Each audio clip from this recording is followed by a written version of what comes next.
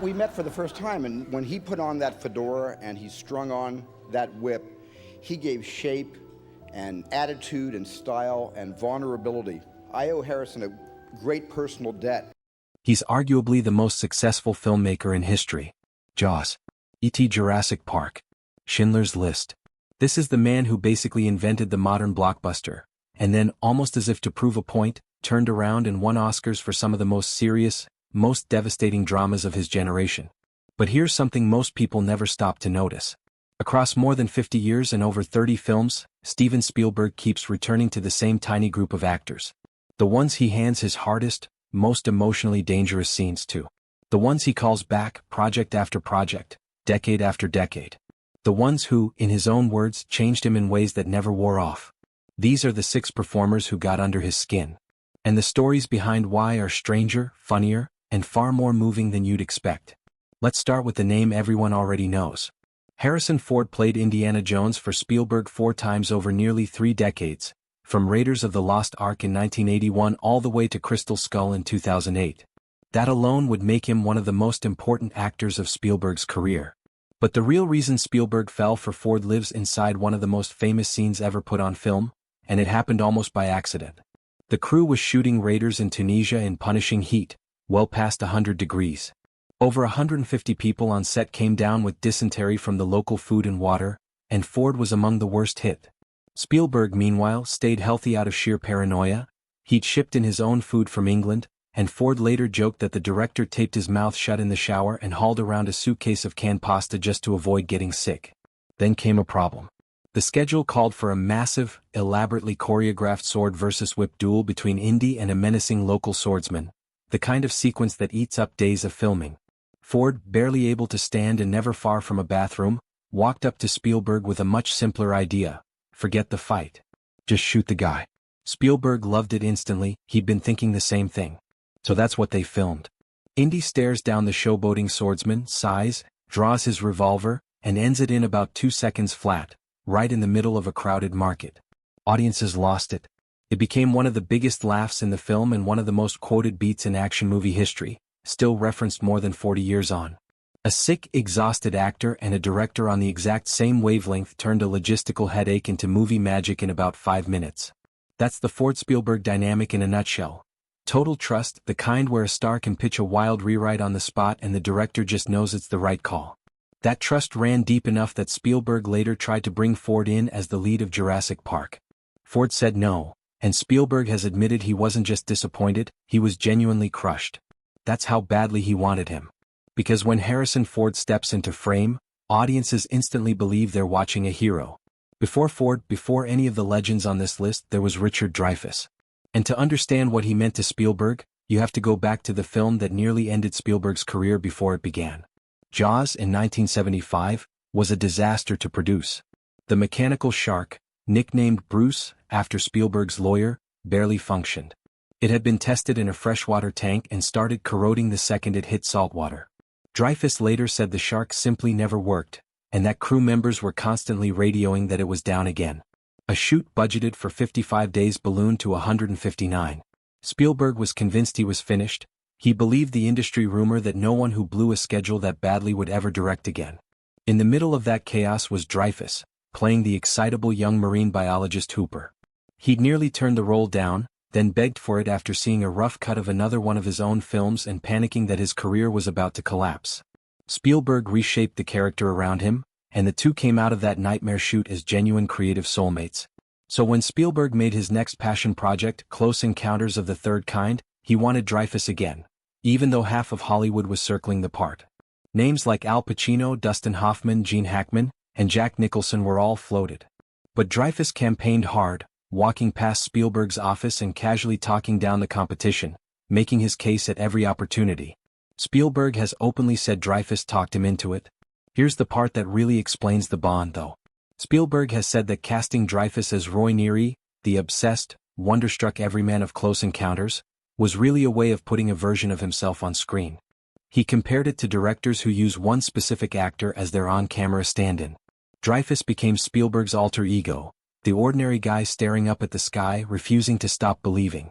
Dreyfuss himself has gently resisted that framing over the years, insisting he's his own person.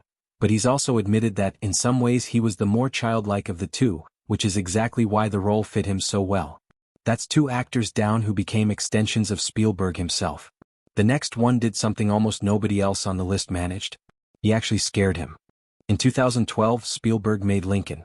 And the actor he needed for the title role was Daniel Day-Lewis, widely regarded as the most obsessively committed performer of his generation.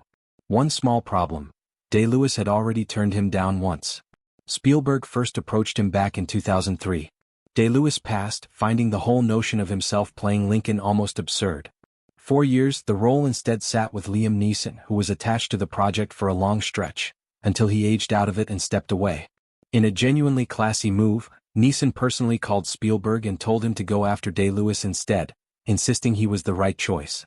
So Spielberg tried again, this time with a tighter script narrowed down to the final months of Lincoln's life.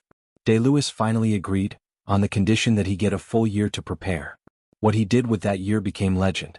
He read more than 100 books on Lincoln.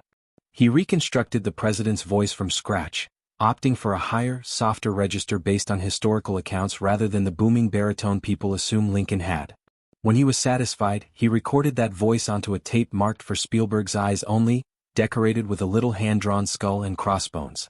Spielberg has said that when he pressed play, it didn't feel like listening to an actor doing an impression. It felt like Lincoln himself was speaking directly to him.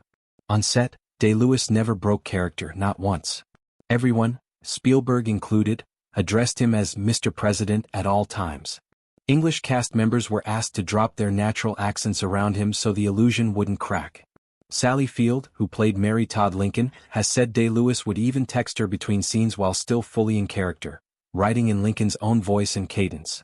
Then came the moment that broke Spielberg completely. There's a scene where Lincoln delivers an impassioned speech to his cabinet, arguing that the amendment abolishing slavery has to pass immediately. Day-Lewis performed it in long, unbroken takes, and Spielberg has said he's never fully recovered from watching it. He was so overwhelmed, so humbled that he had to physically get up and leave the set. And here's the detail that says everything about who Day-Lewis becomes in a role.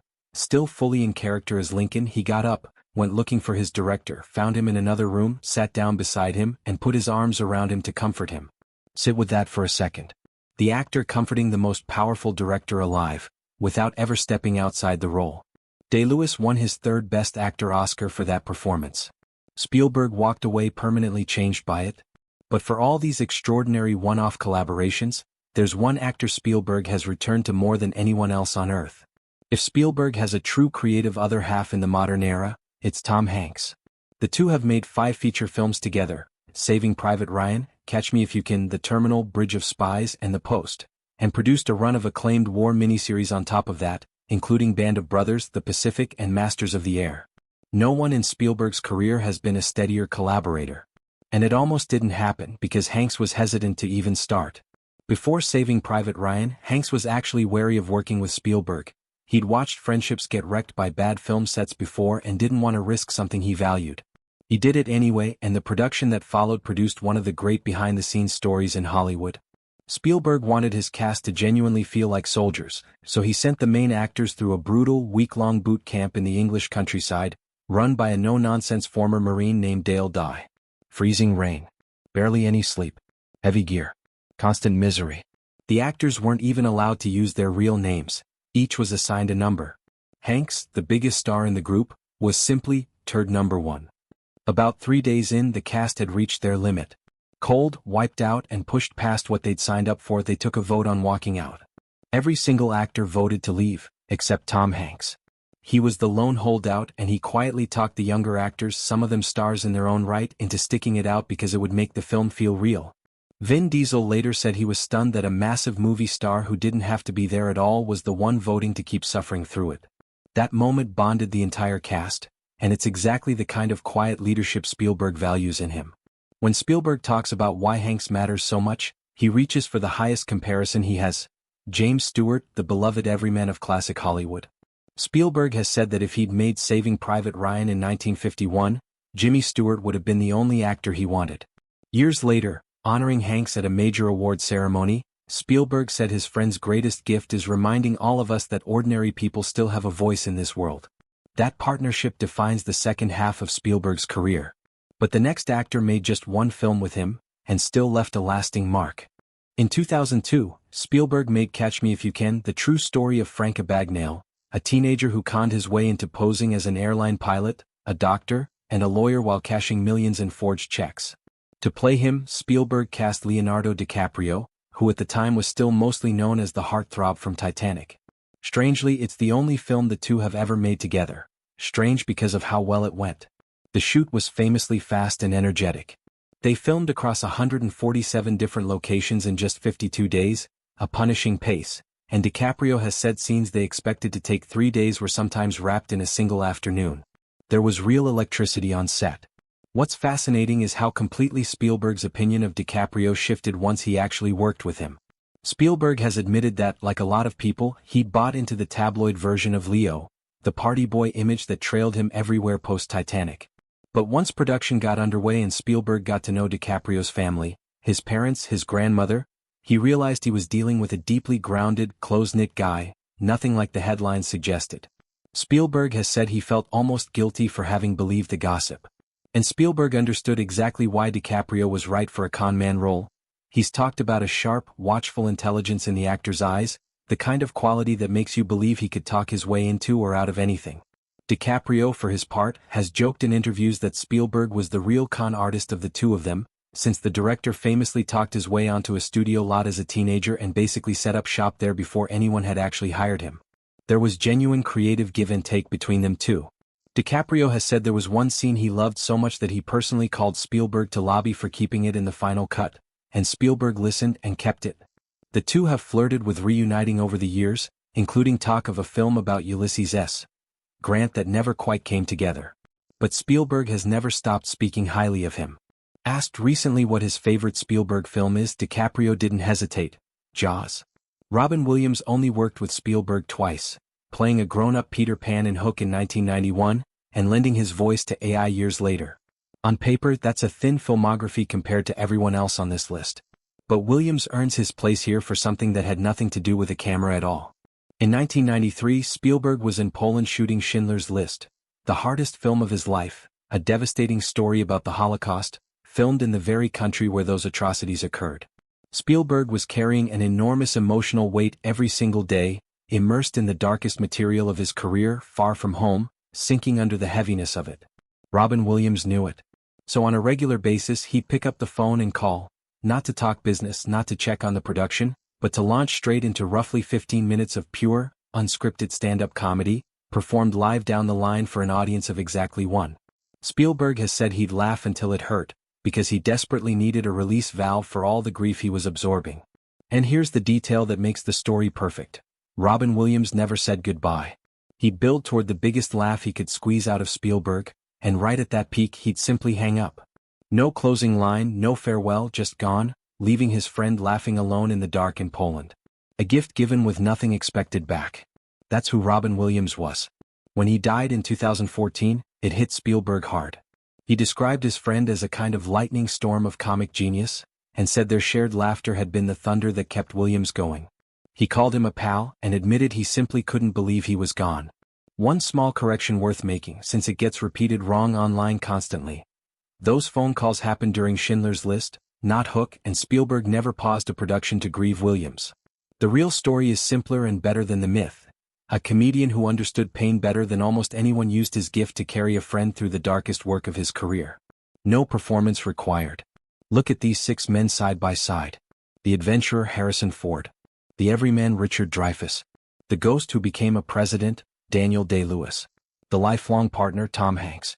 The young con man Leonardo DiCaprio. And the friend Robin Williams. On the surface, they couldn't be more different from one another. But there's a single thread running through every one of these relationships, and it says something real about how Spielberg operates. He doesn't just hire actors, he builds trust with them. He lets Ford rewrite a scene on the spot. He casts Dreyfuss as a version of himself. He clears the room and hands over control to Day-Lewis completely. He follows Hanks into a miserable boot camp and more than a decade of projects. He throws out his assumptions about DiCaprio and finds the real person underneath. And he lets Robin Williams hang up on him laughing, in the middle of the saddest shoot of his career. The most powerful director of his era, a man with all the leverage in any room he walks into, does his best work when he hands a piece of that power to someone he genuinely believes in. That's the real secret. Spielberg never sat down and officially named these 6 people his favorites. He didn't need to. He named them through 30 years of phone calls, second chances, and films none of us will forget. 6 actors, 5 decades, and 1 director who understood that the real magic was never his alone. It was always what happened when he found the right person to share the frame with.